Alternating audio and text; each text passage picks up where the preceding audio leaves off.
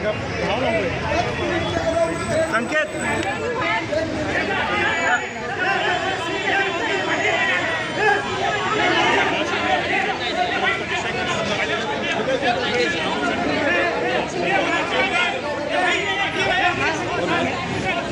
अभी देखिए, ऐसा है कि आज सीसीटीवी फुटेज कैमरा में से रिकॉर्ड वहाँ तरह से टूटा पत्थर लगा कुछ वो घटना रिकॉर्डेड है और घटनाक्रम पुलिस स्टेशन के अंदर हुआ, ऐसा कि पूरा घटनाक्रम पुलिस स्टेशन बाहर हुआ।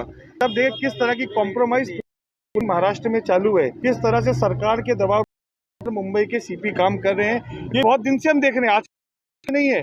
साहब पे एफआईआर हो, प्रसाद लाड के ऊपर हो, फैब्रिकेशन साहब हो, जब ये सीपी साहब थे उस समय भी फैब्रिकेशन एफआईआर किरीट सोमैया के ऊपर हमले हुए। ये यहाँ पे सीपी बन के आए, सीपी बनने के बाद भी यहाँ पर हुए बहुत से केसेस की बात है। कोर्ट ने भी ध्यान लिया, तुरंत बेल मिलती। भारतीय जनता पार्टी जितने फैब्रिक है वो कोर्ट नहीं है। अभी भी नवनीत के ऊपर जैसे ऑफेंस दो रजिस्टर होती है, ये केस पूरे में यहाँ पे किस तरह का एक बात मैं देता आपको बैठ देता मैं एफआईआर दर्ज होने के बाद कार्रवाई नहीं होती। दूसरा, जिस तरह से पवार साहब के घर के बाहर एसटी आंदोलन वालों ने हल्ला गुल्ला किया था उसका मैं निंदा करता हूँ, लेकिन कैसे उनके ऊपर कार्रवाई हुई और सबको अरेस्ट किया गया, लेकिन आज तक उनको बेल नहीं मिली। और नवनीत राणा के घर के बाहर शिवसेना वालों ने गाली गलौज करके पुलिस की बैरिकेडिंग तोड़कर जिस तरह से हल्ला गुल्ला किया, उनको 16 लोग को अरेस्ट करने के बाद तुरंत छोड़ दिया गया।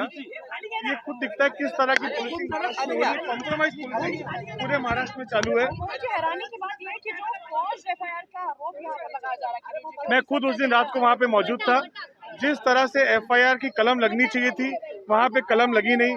किरीट भाई का स्टेटमेंट जैसा लेना चाहिए था वैसा स्टेटमेंट लिया नहीं गई। फैब्रिकेशन ऑफ एफआईआर हमने पहले भी देखा।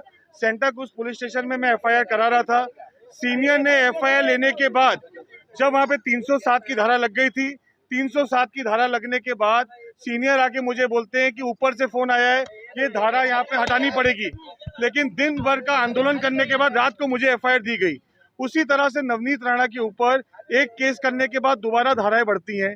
खार पुलिस स्टेशन में जिस तरह की घटना हुई, यहाँ पे high level inquiry home ministry में डिमांड की गई है। मेरा स्पष्ट मानना है होम सेक्रेटरी को स्पेशली यहाँ पे खार पुलिस स्टेशन में जो अधिकारी उपलब्ध थे सब पे हाई लेवल कमेटी बैठा के यहाँ की इनकी ऊपर जांच होनी चाहिए। कहा गया है कि सख्त से सख्त एक्शन लेना होगा, इसी तरह की स्थिति फिर बनती है, हमला कर दिया जाता है तो 100% अगर जेड सिक्योरिटी सेंटर ने प्रोवाइड की है, सिक्योरिटी प्रोवाइड करने के बाद भी अगर किसी जेड प्रोटेक्टी को जिस तरह से 3-3 बार स्टेट में हमले होते हैं, वो एक बहुत ही गहरा बहुत गंभीर विषय है।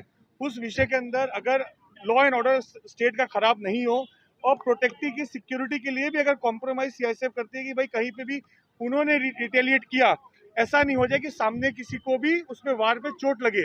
लेकिन बार बार अगर इस तरह की घटना होगी, मेरा स्पष्ट मानना है कि सिक्योरिटी दी गई है, उनकी जान को हमेशा खतरा है और रिटेलिएट अभी उनको अगर इस तरह की गुंडागर्दी होकर उनके ऊपर हमला होता है, कहीं ना कहीं एक्शन लेना पड़ेगा। एक तरफ उनको चोट आई है, दूसरी तरफ जो शिवसेना के नेता है वो बार बात चली गई है रोड के ऊपर मॉब लिंचिंग करने की घटना। प्रोटेक्शन के अंदर मॉब लिंचिंग होता है। मेरे ऊपर जिस 22 तारीख को मातोश्री के सिग्नल पे कला नगर पे आज 500 लोग होके लिंचिंग की करते हैं, गाली करते हैं और उसमें 4 दिन में कोई नहीं लेता है।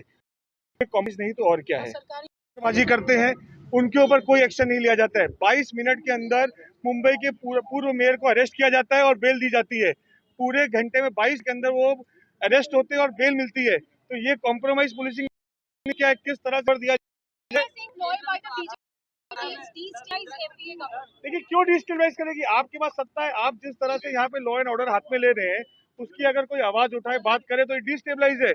अगर आपको ही लगता है कि कहीं ना कहीं आपके अंदर डिस्टेबलाइज है, कहीं आपके लोग नाराज हैं क्योंकि आप अपनी आइडियोलॉजी को खुल चुके हैं, आप कहीं ना कहीं आपने कहीं ना कहीं भ्रष्टाचार आपका जो उजागर हो रहा है, कोविड का मिसमैनेजमेंट हो या पूरे महाराष्ट्र में जिस तरह से भ्रष्टाचार उजागर हो रहा है, वो खुद देख रहे हैं कि कैसे उनकी गवर्नमेंट में लोगों की नाराजगी है और वो अभी भांडा भारतीय जनता पार्टी में डिस्टेबलाइज फोड़ना गलत है।